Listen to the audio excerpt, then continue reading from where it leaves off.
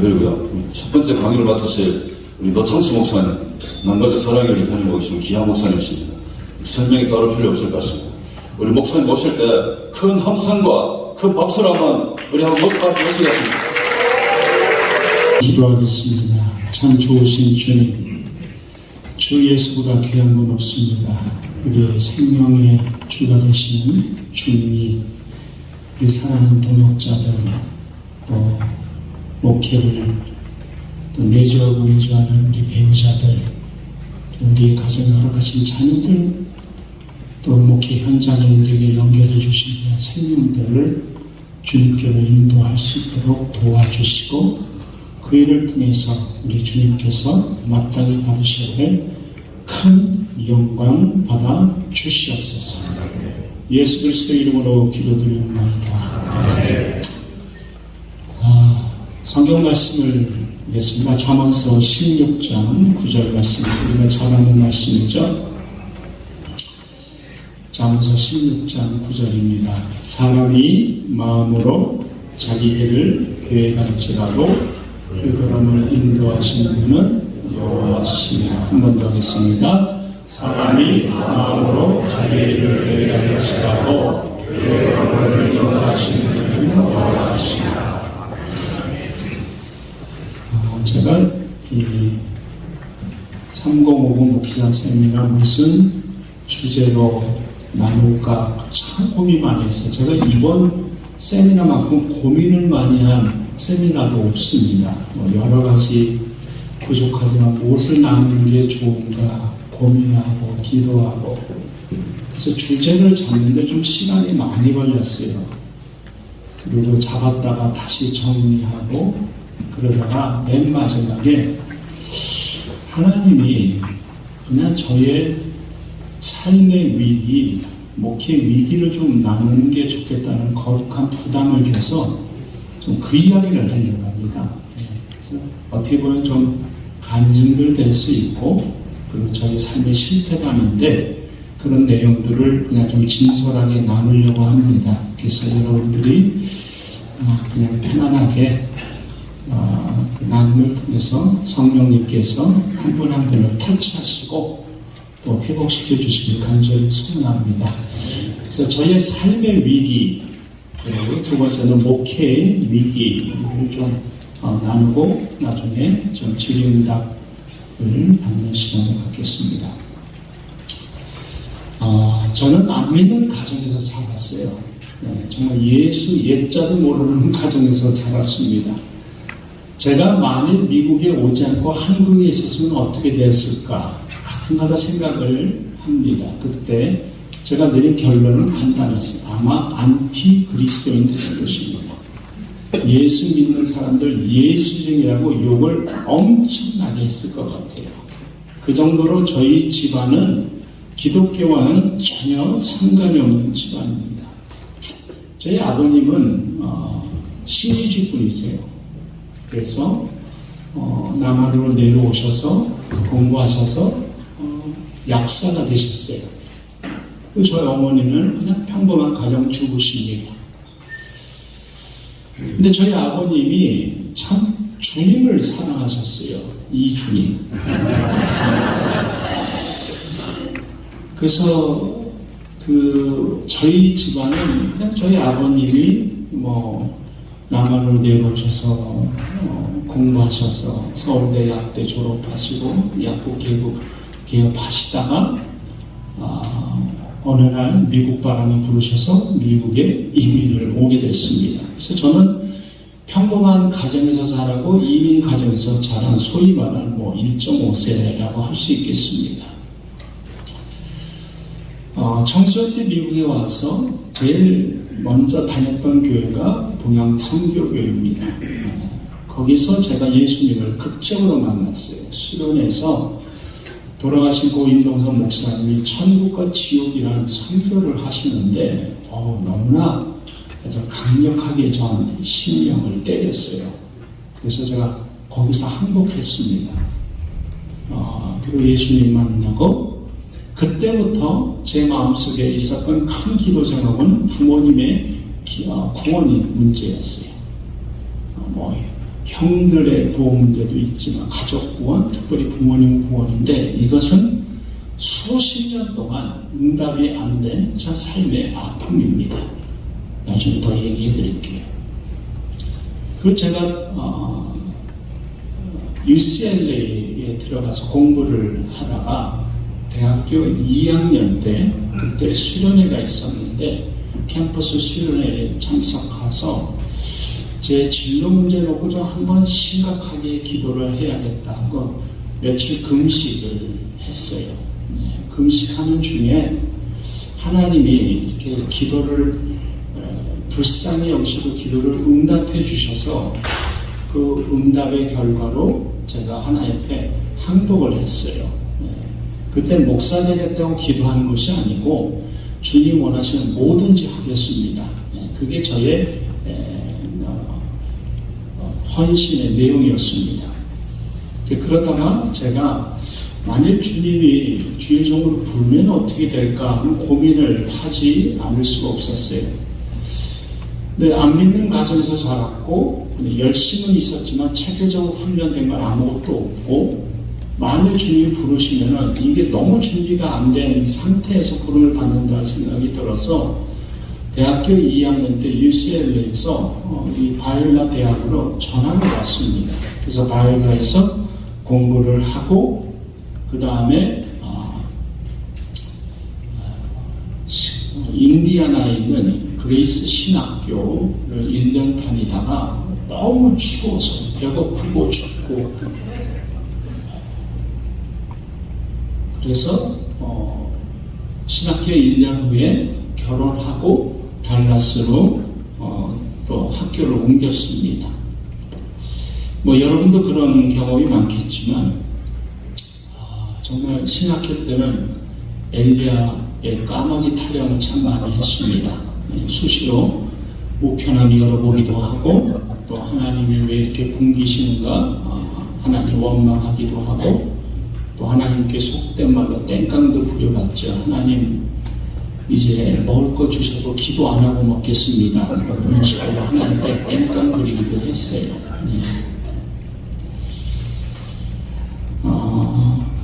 신학교 1년 마치고 대학교 때부터 사귀었던 제 아내와 결혼을 했어요. 사실 대학교 4학년 때 사귀었는데 제 아내는 제 아내도 역시 안 믿는 가정에서 자랐어요. 그리고 저희 장인 어른의 별명이 부처님 가운데 통학입니다. 평생 부모님의 말에 순종하는 아들이었고 그리고 자녀들에게 단 한 번도 노한 적이 없는 그런 자상한 아버지신데 딸이 예수를 믿는다고 했을 때 그거 하나만은 반대하신 장인어른이세요.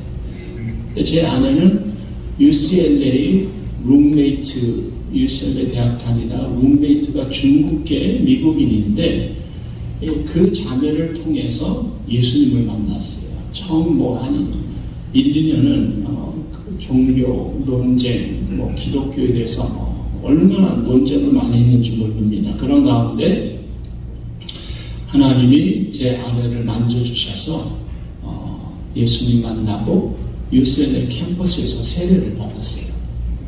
그리고 제가 다녔던 동양성교회 대학교에 나오기 시작하고 나중에 대학교 4학년 때 제가 회장이고 제 아내가 부회장이 돼서 둘이 눈이 맞아서 결혼했습니다. 그 어느 목사님이 그러더라고요.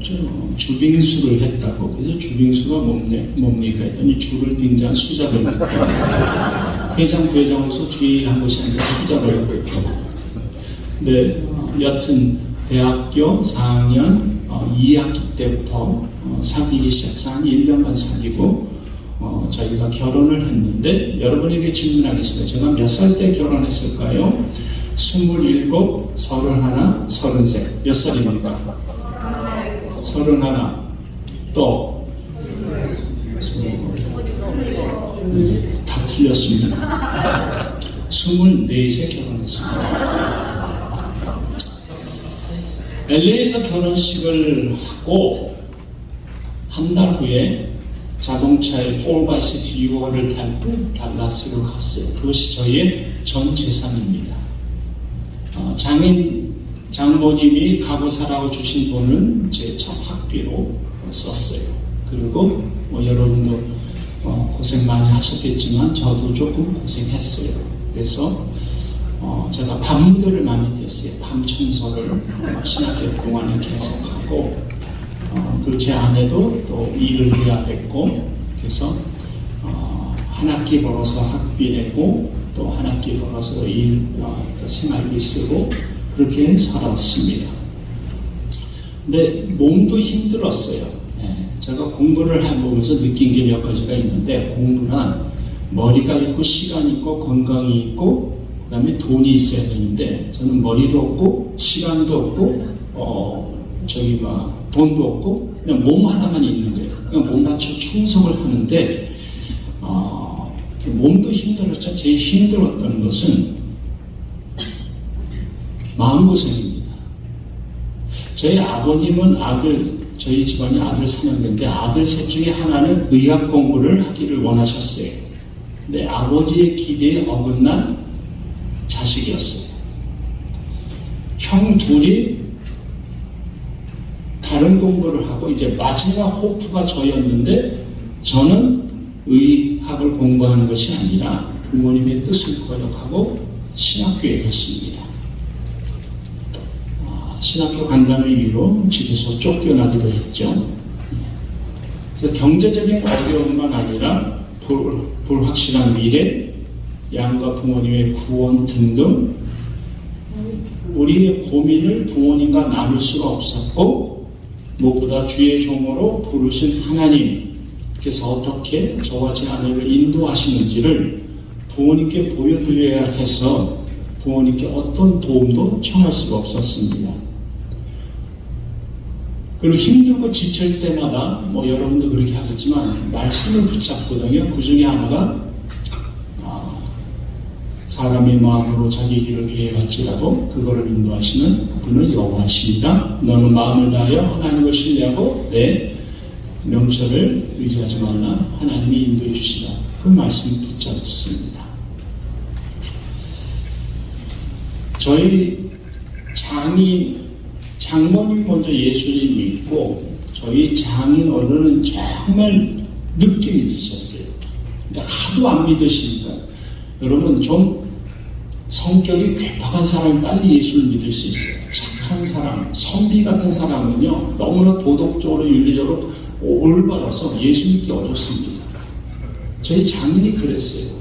근데 제 아내가 어떻게 기도했냐면 하나님 아버지 건강만 말고 원하시면 다 가져갔어요. 다 가져가시고 예수님 믿게 해달라고 완전 승부수를 던졌어요. 근데 진짜 하나님 다 가져가셨어요. 권총 강도 두고 만나시고 미국에서 일본한 사업 그냥 완전히 사기당하고 그리고 자동차 사고 나서 큰 사고였어요. 헬리콥터 뜨고 헬리콥터 타고 앰뷸런스 들어가고 정말 미국 오셔서 그동안 수고했던 모든 거에 그 열매가 하루아침에 사라지는 그런 어려움을 많이 겪으셨습니다. 거기서 저희 장인이 항복했어요. 예수님께로 돌아왔어요. 저희 장인 어른이 체인스모커에서 굉장히 담배를 오랫동안 피셨는데 항상 말씀하시다가 목이 이렇게 이게 맥혀서 칵칵칵 소리를 많이 하셨는데 예수님 믿고 얼마 후에 갑자기 목에서 칵칵칵 하더니 목에서 이 골프공 하나만한 게 나왔어요. 네. 그러고 나서 담배를 끊으셨습니다. 그래서 저희 장모님이 먼저 예수님께로 돌아오고 저희 장인이 정말 극적으로 예수님께로 돌아왔어요. 저희 어머님은 89년도에 예수님을 영접했는데 저희 아버지는 저한테 늘 하셨던 말씀이 있어요. 예수가 밥 먹여주냐. 예수쟁이. 30년이 넘도록 아버지의 구원을 위해서 기도를 했어요. 기도 응답이 없더라고요. 그것은 저의 기도가 부족해서 그럴 것이고 그 외에는 또 여러 가지 복잡한 일이 있겠죠. 근데 제가 하나님께 마지막 승부수를 둔 게 있어요. 하나님, 만일 저희 아버님이 예수님 믿지 않고 돌아가시면 목회자가 그만합니다. 스탑한다 그랬어요. 그리고 제가 붙잡았던 말씀이 마태복음 16장의 말씀입니다. 천국의 열쇠와 지옥의 열쇠를 누가 갖고 있냐? 하나님이 갖고 계시죠. 사람들은 천국의 열쇠는 하나님이 갖고 계시고 지옥의 열쇠는 사단이 갖고 있다고 말하는데 그렇지 않죠. 천국과 지옥의 열쇠는 다 하나님이 갖고 계시면서. 그래서 제가 주님께 기도한 것은 저희 아버지가 예수님 믿기 전에는 천국의 열쇠를 갖고 지옥의 열쇠를 갖고 계신 하나님께서 생명을 거둬가 주지 말라고 부탁했습니다. 제 아버님 종합병원이었어요. 인생에 관련해 당뇨, 고혈압, 전립선, 심장, 간, 심장 종합병원이었어요. 일주일에 3일씩 투석을 했습니다. 제가 워싱턴에서 목회하다 일로 왔고 나서 한 1년 반 동안은 월요일날 쉬지도 못하고 여기서 LA에 올라가서 아버님 계신 양로병원에 갔어요. 1년, 매 월요일마다 1년 6개월. 그리고 어떤 때는 일주일에 한 번, 어떤 때는 2번, 또 어떤 때는 제 아내가 일주일에 한 번, 2번 이렇게 올라가서 아버님을 뵀어요. 그전에도 아버님께 수없이 또 전도했죠. 말로 전도하고 편지로 전도하고 전화로 전도하고 그럴 때마다 그냥 야단을 크게 맞았죠.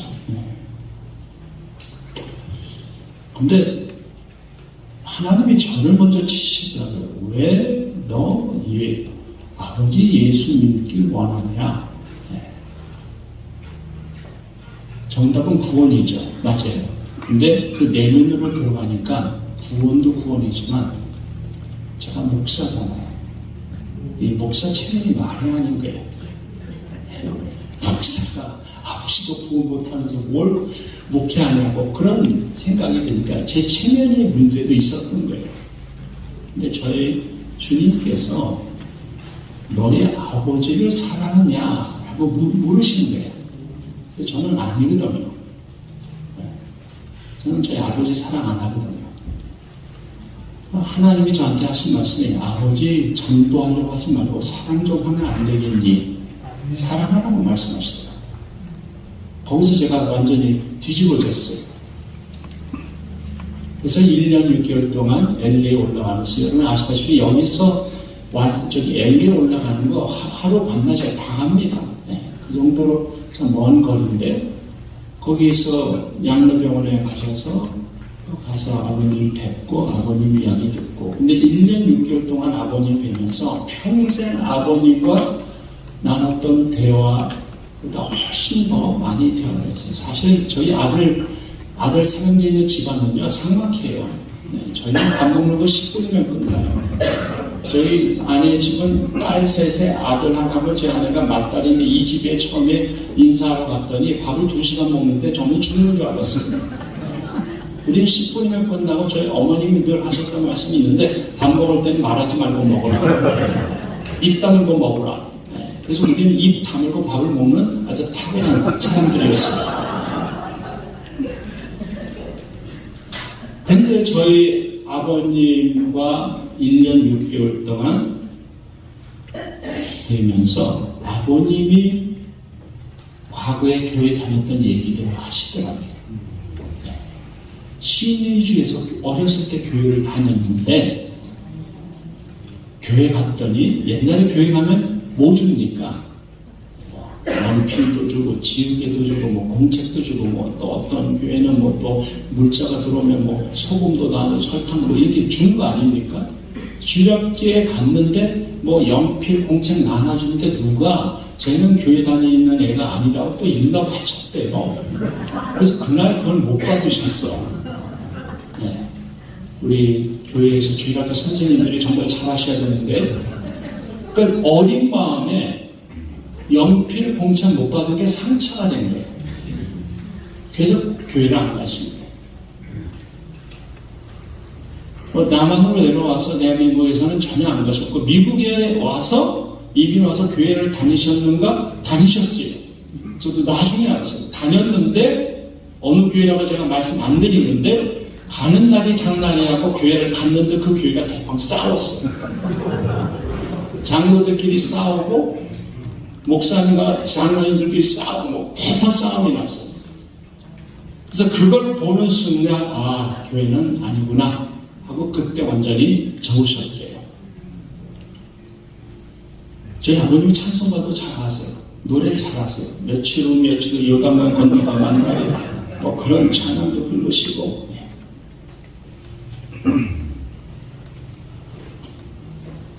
네, 여러분 시편에 그런 말 있죠. 눈물을 흘리며 씨를 풀자는 기쁨으로 단을 거둔다. 때가 되니까 하나님이 저희 아버님을 인도하시는데 그 인도의 과정에서 하나님이 제일 먼저 하신 것은 저를 바꿔놓으신 거예요. 아버지를 진정으로 존경하고 사랑하도록. 근데 그게 저한테는 너무나 시간이 많이 필요했어요. 저는 청소년기에 저희 아버지가 너무나 이 주님을 좋아하셔갖고 저는 저희 아버지와 관계가 안 좋았어요. 그래서 아버지를 죽이고 싶을 정도로 미워했던 사람이에요. 그래서 저는 술을 안 먹습니다.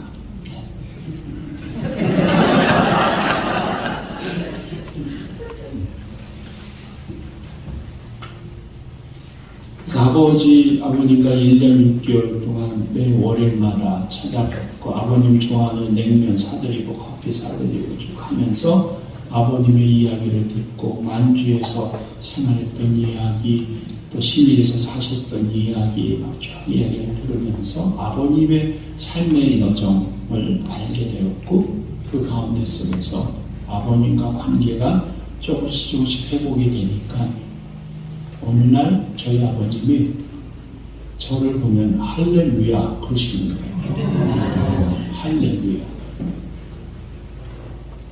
근데 저희 아버님이 이렇게 사랑 표현을 잘 못하시는 가부장적인 아버지세요. 근데 할렐루야 하시고 웃으세요. 또 농담으로 예수님이 왔다고 오라고 그러시고 그리고 예수님, 저희 아버님이 예수님 영접하셨어요. 그리고 하나님 품에 가셨어요.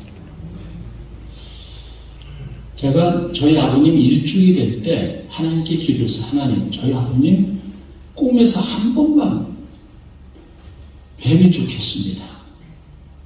일주일에 가까울 때 제가 그런 기도를 했는데 일주일이 되는 그날 밤에 꿈에서 나타나셨어요. 그래서 제가 물었어요. 아버지 지금 어디 계세요? 그랬더니 저희 아버님 환하게 웃으시면서 하는 말이 임마 어디 있어요? 천국에 와 있지 이러시는 거예요.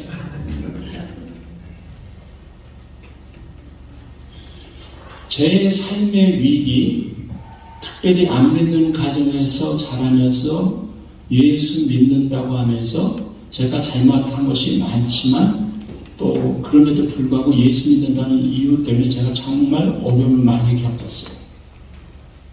신학교 간다고 쫓겨나기도 하고 또 신학교에서 공부하는 동안 침대에서 자본 적이 없어요. 밤무대 뛰어니까 밤새 일을 하고 돌아와서 한두 시간 자고 공부하고 그 다음에 낮에 조금 자고 또 공부하고 그 다음에 또 일해야 되고 그렇게 살았어요.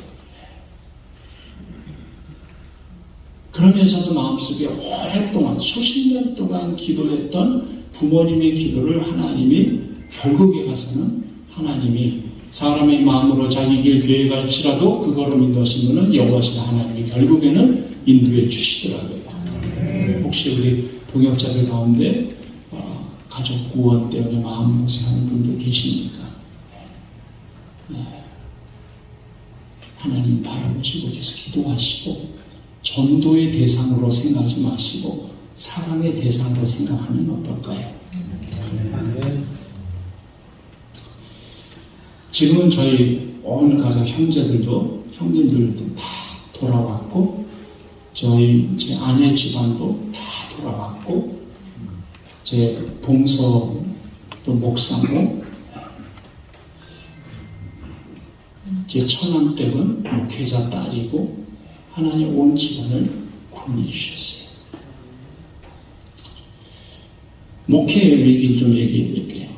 제가 신학교 졸업하고 워싱턴 중앙장로교회 청소년 사역자로 갔어요. 한 4년 6개월 섬겼는데 정말 죽을 고생했어요. 교회 일이라는 게 하려면 끝없이 많고 안 하려면 끝없이 없는 게 교회 일 아닙니까? 근데 그 교회 그때 교회가 교인이 한 600명 정도 됐었는데 담임 목사님과 교육 목사님과 제가 청소년 사역자가 풀타임이고 나머지는 팔타임이었어요. 그래서 위에서 5도가 떨어지면 교육 목사님에게 가고 교육 목사님은 저한테 떨어지고, 그래서 4년 반 동안 있는 동안에 정말 별의별 일 다 했어요. 청소년 사역만 한 게 아니라 성도들 오면 공항 라이드서부터 아파트 구해주는 것부터 법정의 통역서부터 또 잘못한 티켓 받은 티켓 문제 해결해 주는 것부터 아이가 학교 가는데 아프다고 시드립 해야 되는 그 시드립 또 그 편지 써서 학교로 보내는 일서부터 정말 별의별 일을 다 했어요. 그래서 4년 6개월하고 제가 완전히 탈진을 했습니다. 그런 가운데 제가 LA로 오게 됐어요. 제 모교회가 동양성교회입니다. 거기서 예수님 만나고 결혼하고 거기서 신학교 헌신하고. 근데 그때만 해도 OMC는 후임 목사님이 오시고 나서 얼마 후에 교회가 깨지고 큰 어려움이 있었어요. 임노수 목사님이 교회 어려울 때 좀 다시 와서 도와주면 안 되겠냐 해서 제가 4년 6개월의 사역을 동부에서 마무리하고 LA로 왔어요. LA로 오는데 한 6개월 기도하고 왔어요. 오자마자 4.19 폭동이 터졌어요. 아시는 분이 아시죠? 4.19 폭동. 210번 타고 집으로 가다가 교회로 돌아와서 이 폭도들이 그냥 화염병 교회에다 던지면 교회가 불날 거 아니에요. 그래서 교회 다시 돌아와서 저만 돌아온 것이 아니라 한 10몇 분이 돌아와서 밤새 교회를 지키면서 그 어려운 시기를 보냈던 것이 있었어요. 근데 거기서 제일 어렸던 건 그게 아닙니다. 저는 제가 그때 30대 초에 동양성교회 부목사로 가서 그때 교회 내규에 따라서 당회원으로 당회를 참석했는데 30대 초니까 제가 얼마나 이상적이겠습니까? 당에 들어가고 제가 큰 충격을 받았어요. 이야, 제가 생각했던 장로님들의 모습과는 너무나 다른 거예요. 그리고 당에만 갔다 오면은 여러분 머리가 이렇게 빼쭉 쓴다는 말이 있죠. 그 공기가 탁하다는 게 있죠. 그런 걸 너무나 많이 느꼈어요. 그리고 말 한번 잘못했다가 어느 장로님께 아주 호되게 야단맞은 적도 있고, 야, 이게 목회인가? 그런 마음에 목회에 대한 회의도 있었어요.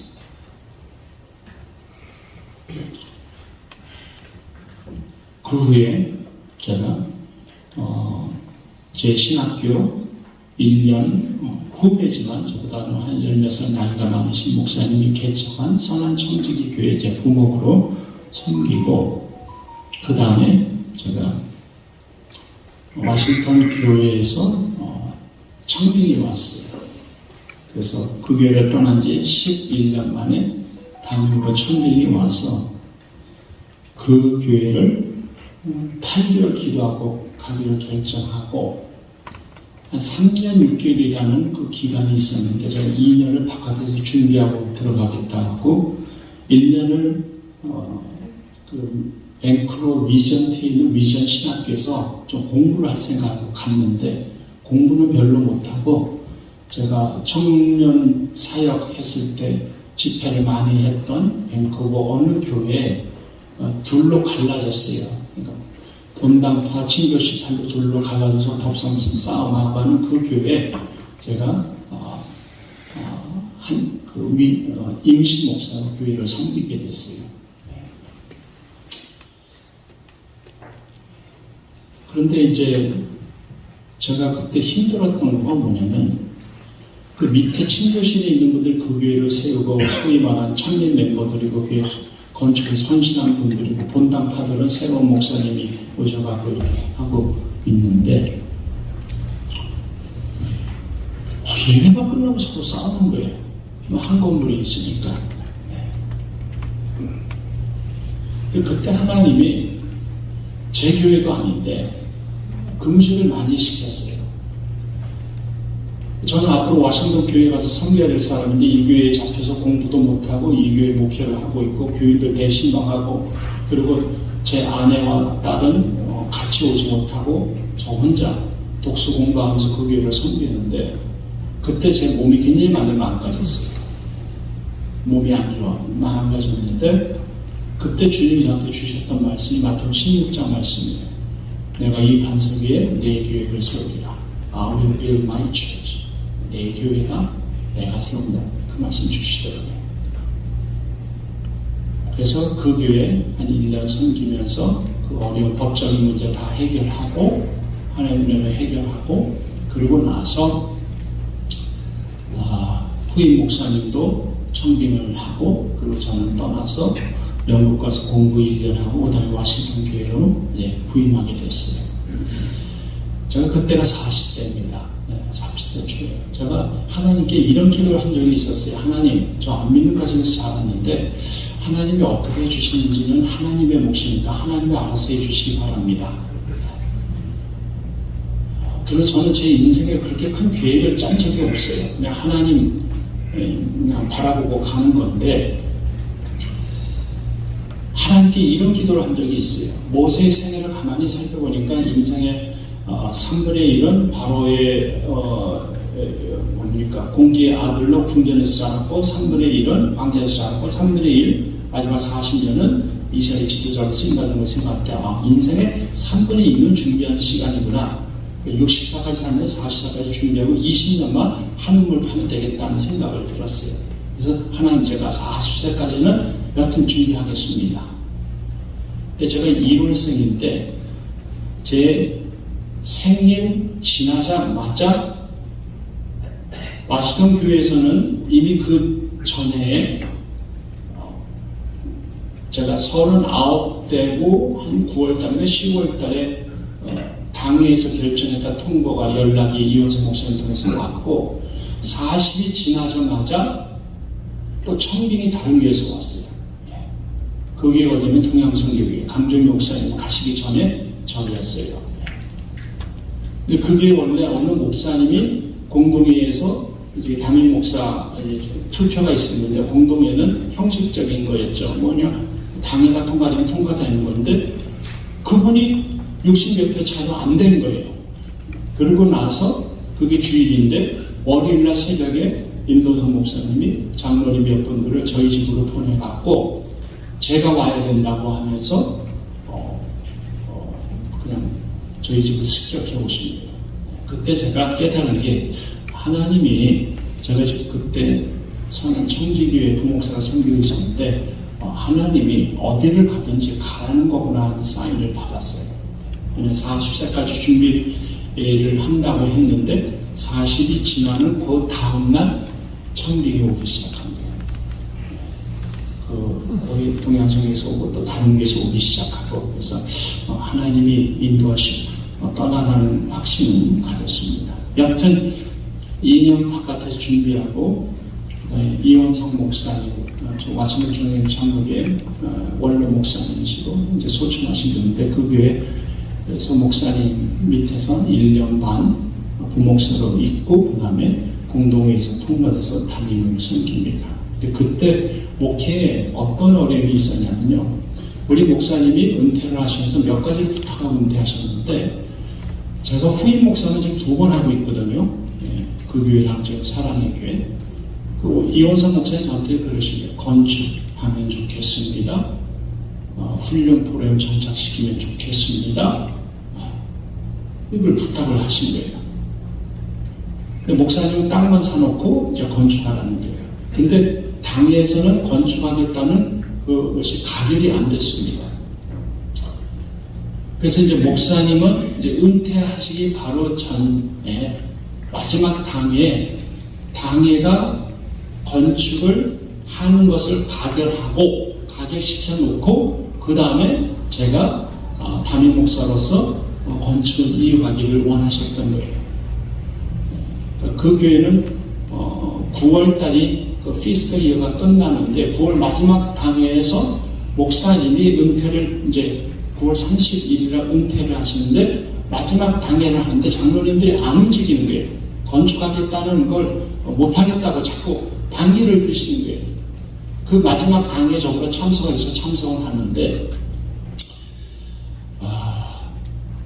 제가 그 교회 장로님들 자녀들을 가르치던 청소년 사역자가 11년 후에 담임으로 왔으니 장로님이 얼마나 걱정이 많겠습니까? 근데 이원석 목사님은 이거를 가결시키기 원하는데 장로님들이 움직이지 않고 있는 상황이에요. 그런데 어느 장로님이 저한테 다짜고짜 묻는 게 노 목사님 건축 자신 있습니까? 그래서 하신 말씀이 원로 목사님 계속 계시면은 우리가 건축을 할 수 있겠는데 목사님 경험을 많으시니까 40대 목사님이 경험도 없으실 텐데 건축 자신 있습니까? 라고 물으시더라고요. 자신이 있냐? 여러분은 어떻게 대답하시겠어요?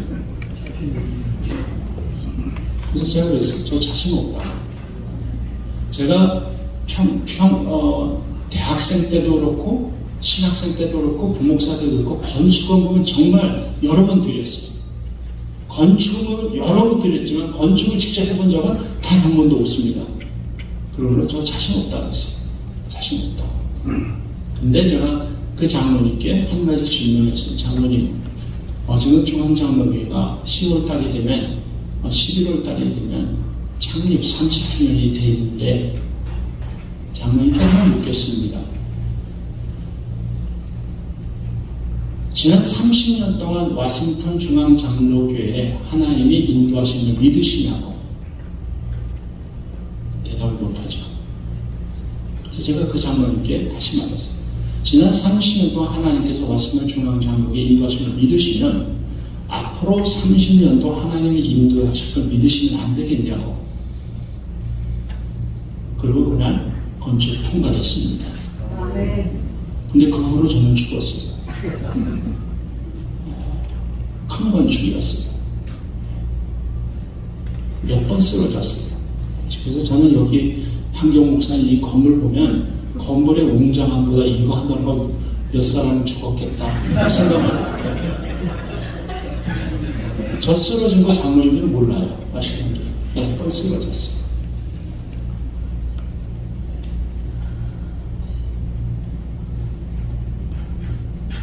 그리고 건축을 거의 6년 반 만에 끝났어요. 건축하고 작정서부터 교회 이전하는 거 뭐 복잡한 게 굉장히 많았어요. 근데 항상 이렇게 교회에 이렇게 좀 딴지 거는 분들이 있잖아요. 근데 그것도 그냥 신앙이 없는 사람이 딴지 걸고 성격이 괴팍한 사람이 딴지 걸면 그거는 그래도 그냥 봐주겠는데 신앙도 좋다고 여기는 분이 또 이렇게 인격적으로 괜찮다는 분이 딴지를 걸면 그거 참 힘들잖아요. 근데 교회 이전을 앞두고 어느 장로님이 저한테 목사님 교회 이전을 앞두는데 우리 교회 한 20에서 30% 떨어져 나갈 겁니다. 그렇게 아주 예언자적인 발언을 하시더라고요. 근데 사실은 저를 향한 공격이었죠.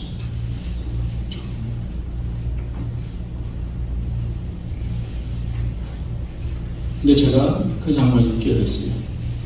하나님이 하나님의 뜻을 이루실 거니까 그냥 장로님은 기도하시면 된다고.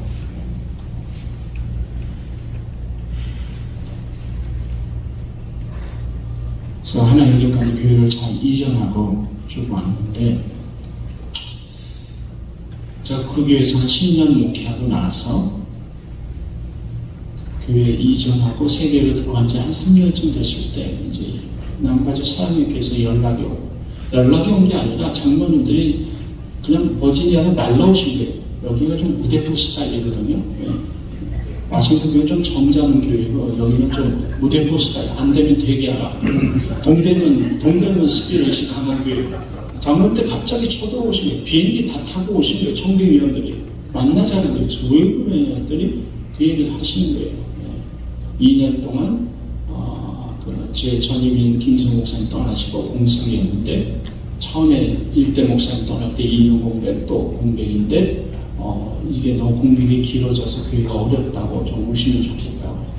근데 제가 성이 뭡니까? 노시거든요. 그래서 노를 여러 번 한 8개월 노를 했는데 노를 안 받더라고요.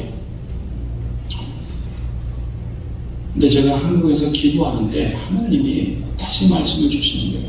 마태오 16장 와서 내가 이 반석 위에 내 교회를 세운다. 와싱턴 교회 네 교회냐? 아니에요. 주님 교회입니다. 누가 했냐? 주님이 하셨죠. 그래, 내 교회다. 내가 세웠다. 그 말씀을 다시 주시고. 근데 이 말씀은 밴쿠버 어려운 교회를 섬길 때 주셨던 말씀이고 거기서 임시 담임으로 섬겼을 때 주신 말씀이고 담임으로 섬겼던 워싱턴 교회에서 주신 말씀이고 그리고 이 교회에서 8개월 동안 노를 계속 찾아오는데 노를 했는데도 계속 저밖에는 답이 없다고 하면서 계속 물리신 작전을 물고 늘어지는데 제가 한국에 나와서 기도하다가 그 답을 하나님 다시 주신 거예요. 그래서 제가 하나님께 항복했죠. 하나님 맞습니다. 하나님의 교회지 제 교회 아닙니다. 여기 왔어요. 오자마자 또 엄청난 후폭풍을 만났죠. 한국 사랑의 권춘 문제, 오카노 목사님 문제, 아들 문제, 오 목사님 뭐 해서 교회는 제가 오자마자 얼마 돼서 당에도 둘로 갈라지고 성도도 둘로 갈라졌어요. 이 어려울 때 그래도 오 목사님을 지지해야 된다는 지지파와 이제는 오 목사님과 선을 그어야 된다는 반대파와 사랑의 교회와 선을 그어야 된다는 또 성도들과 그다음에 계속 그래도 관계를 맺어야 된다는 그 가운데 제가 들어온 거예요. 그러면서 제자훈련에도 소용없다. 사랑의 교회 봐라. 그런 얘기 엄청나게 많이 들었어요. 근데 여기 어느 신문사 기자, 기독교 신문사 기자, 제가 누구라고 얘기 안 했어요. 그분이 저한테 자꾸 인터뷰하자는 게 온 지 얼마 안 됐네요. 그래서 왜 그랬더니 꼭 묻고 싶은 게 있는데 인터뷰하자 그래서 제가 인터뷰는 나중에 하고 제가 같이 밥 먹어서 교제하자고. 당신이 내가 어떤 사람인지 좀 알고 그 다음에 글을 써야 될 게 아니냐. 그러니까 한 번은 첫 번째는 교제하고 두 번째 또 필요하면 내가 만나주겠다. 그때 원하는 글을 써라. 오케이 했어요. 여기 썰던 페퍼라고 여기서 만났어요. 이분이 묻고 싶은 게 딱 하나였어요. 뭐 다른 것 아무것도 아니고 딱 하나. 핵심은 뭐냐면 노창석 목사님은 오 목사님에 대해서 어떻게 생각합니까? 한국 사람에 대해서 어떻게 생각합니까? 그런 거예요. 그래서 제가 그분께 물었어요. 그분이 또 해픈TV 목사님 제 기자님이신데 제가 그래서 우리 교회가 이렇게 둘로 나눠졌다. 내가 여기 지금 목회하고 왔는데 당신 내 입장이면 어떻게 하겠냐? 당연도 반만 갈라졌고 성도도 반만 갈라졌는데 거기에 당신 후임 목사가 왔다면 당연히 어떻게 하겠냐? 아무 말도 못 하더라고요. 그게 정답이라 했어요. 제가. 그게 정답이다. 나는 어느든지 간에 이쪽이든 저쪽이든 이 모든 사람들을 목회하고 하나님이 보내셨다. 그래서 나는 그 주님 바라고 갈 거다. 그러고 나서 교회 섬기면서 여기도 죽을 고생하고 있어요. 그래서 제가 이 한경 목사님도 후임인데 후임 과부가 과부 신청한다고 또 개척에 따르는 고통도 있지만 후임 목사에 따르는 고통이 있어요. 어느 목사님이 그래 목사님 큰 교목해서 좋겠어요 그러더라고요. 그래서 그럼 당신이 와서 하라고.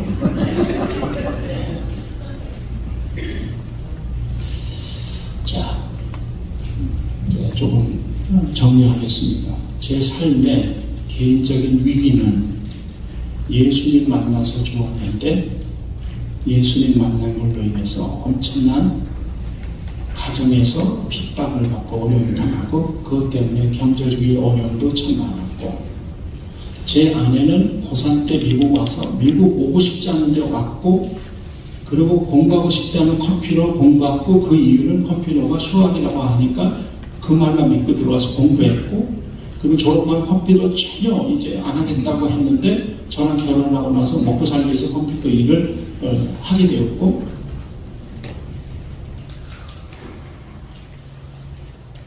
장모님이 목사가 아니고 전도사랑 어떻게 결혼할 수 있냐 그리고 너의 성격상 너는 사모감이 아니다 하는 그런 얘기를 엄청나게 들었는데 결국에는 지금 여기까지 왔습니다.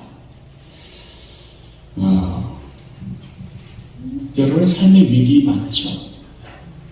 제가 워싱턴 교회에서도 개척교 목회자 컨퍼런스를 몇 년을 해봤어요.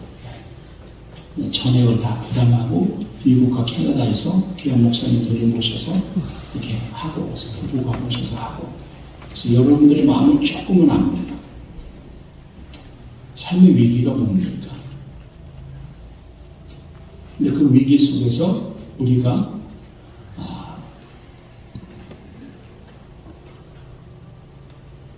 확실하게 고백해야 될 사실이 한 가지가 있는데 그것은 주님의 교회입니다. 내 교회가 아닙니다. 나는 계획해도 그거를 인도하신 분은 하나님이십니다. 제가 신학교 졸업할 때 저희 교수였던 하월 핸드릭스라고 하는 미국의 기독교 교육의 대가 이신 분이 이런 말씀을 주셨어요. 제가 평생 붙잡는 말씀이에요. 요한복음 15장 5절 말씀인데 여러분 아시죠? 나는 포도나무 너희는 가시라 쭉 얘기하시다가 요한복음 15장 5절 끝부분에 나를 떠나서는 너희가 아무것도 할 수 없느니라. You can do nothing apart from me. 나를 떠나서는 아무것도 할 수 없다. 그래서 그 교수님이 말씀하시니 목회 현장에서 주님을 높이라. 주님을 높여라. 그 얘기를 하시더라고요. 삶의 위기가 찾아올 때마다 우리의 삶에 소중한 분은 주 예수 그리스도이십니다. 주 예수보다 귀한 분 없습니다. 믿으시면 그분을 높이세요. 높이시겠지만 계속 높이시고 환경, 여건, 상황 바라보면 주님 높이기 어려울 때 많죠. 그럼에도 불구하고 우리가 이 길을 걸어가는 것은 삶의 위기가 찾아오고 목회 위기가 찾아오는 그 모든 것은 결국에 가서는 하나님께서 나를 단련시키시는 것이고 또 결국에 가서는 누가 봐도 이건 하나님이 하셨다. 인간도 참수한 것이 아니라 하나님이 하셨다는 걸 온 세상에 주님이 선포하기 위한 것이기 믿습니다.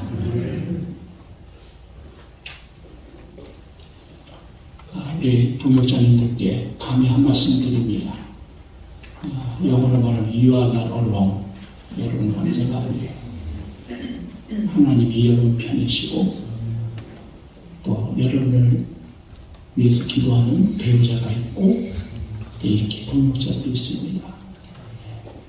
우리는 때가 되면 사역의 현장에서 떠나게 돼요. 역사의 무대에 사라집니다. 우리는 왔다 가는 인생이죠. 그런데 세례요한의 고백처럼 주님을 흥하고 우리는 세하고 근데 짧은 목회를 통해서도 예수님 이름이 높임을 받고 예수님이 존재하게 된다면 그것으로 족한 것이 아닌가. 저도 잘 못하지만 그렇게 해보려고 애쓰고 있습니다. 여기까지입니다. 혹시 질문 있으세요? 지금 제가 몇 시까지 하면 되죠? 반까지 하면 되죠? 네. 한 7분 있습니다. 혹시 질문 있으세요? 네. 없으면 기도하고 마치고 친구해도 됩니다. 네, 목사님. 사랑에 오셔가지고 그대로 이제 나머지는 상황 속에서 목사님이 또 하나님 주신 지혜로 잘 이렇게 해 나가셨을 텐데 또 나가고 계신 거였는데 그 부분에서 조금 듣고 싶은 부분들 또 이야기하고 싶은 부분이 있으면 우리 이민교회가 나눠지는 교회가 참 많잖아요. 큰 교회뿐만 아니라 작은 교회도 나눠줄 사람도 없는데 나눠주거든요. 그렇잖아요. 나눠줄 사람이 없어요. 근데 나눠줘요. 그랬을 때 우리가 목사님 말씀하신 대로 주님 높여드리면 된다고 말씀하셨는데 주님 높여드리는 지혜 가운데 한 가지 정도 말씀하실 수 있으면 듣고 싶습니다. 제가 어려움을 당할 때 동부에서도 어려움을 당할 때 목사님도 인신 공격 받아보셨죠? 저는 이 명치가 몇 년 동안 막혀갖고 소화불량 위궤양으로 고생을 많이 했어요. 그런데 제가 40대 중반에 친구 도움으로 스키를 타는데 리프트 타는 순간 명치가 뻥 뚫리는 걸 경험하고 야 스키가 복음이다 생각했어요. 근데 어려울 때 목사님도 경험하시죠?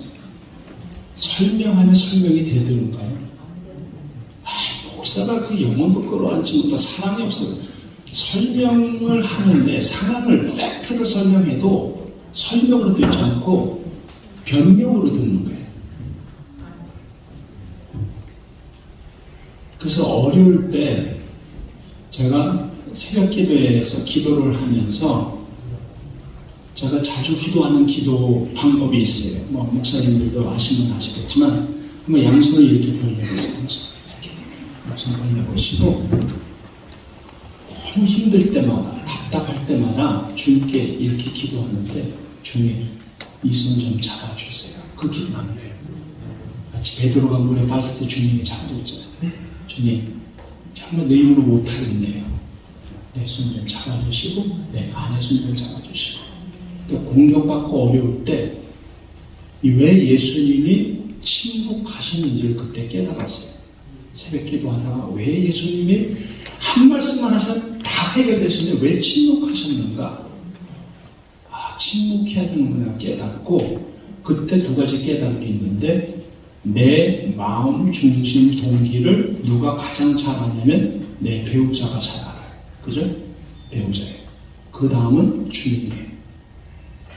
주님이 알고 내 배우자가 알면 됐다. 거기서 제가 답을 얻었어요.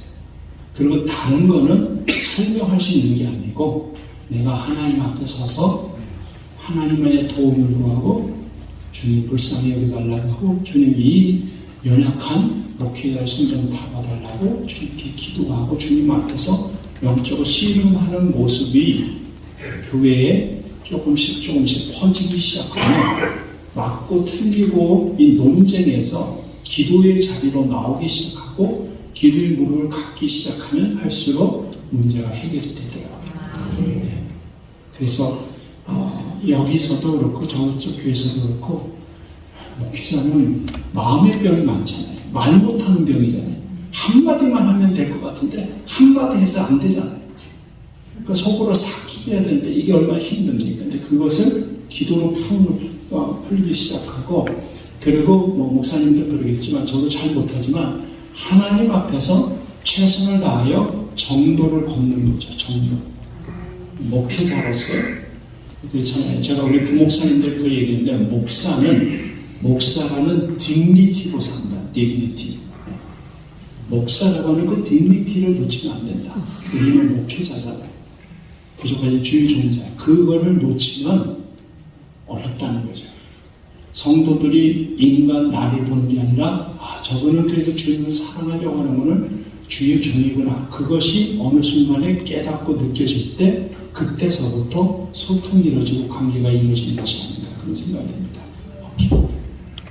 또 다른 마지막 한 분쯤은 그럼 기도하고 마치겠습니다. 하나님 우리 귀한 목사님들 또 사모님들 주님의 손을 올려드립니다. 주 예수보다 귀한 분 없습니다. 목회 현장 상황을 가장 잘 아시는 분이 주님이시고 내 마음을 가장 잘 아시는 분이 주님을 고백합니다. 우리 목사님들 우리 하나님께서 지금까지도 인도해 주셨지만 앞으로도 계속 인도해 주시고 목사님들의 삶을 통해서 목회를 통해서 예수님이 얼마나 좋으신 분인지 마음껏 드러나게 해 주시옵소서. 주님이 영광받아 주시옵소서. 예수님의 이름으로 기도합니다.